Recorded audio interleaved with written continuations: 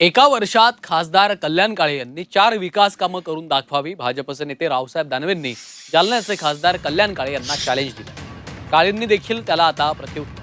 रावसाहेब दानवेंना जनतेनं का नाकारलं याचं त्यांनी आत्मचिंतन करावं, नंतर राजकारण करत बसावं असा टोला त्यांनी लगावला. रावसाहेब दानवे गल्लीतले नेते आहेत अशी टीका देखील कल्याण काळेंनी केली.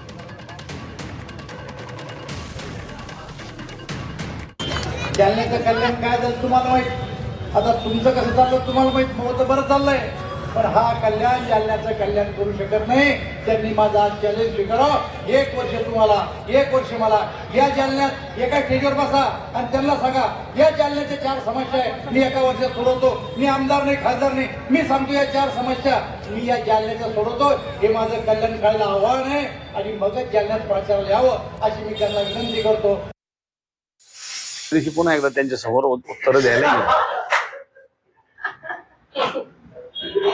त्यांनी माझी बरोबरी करूच नाही, या भानगडीतच जाऊ नये त्यांनी.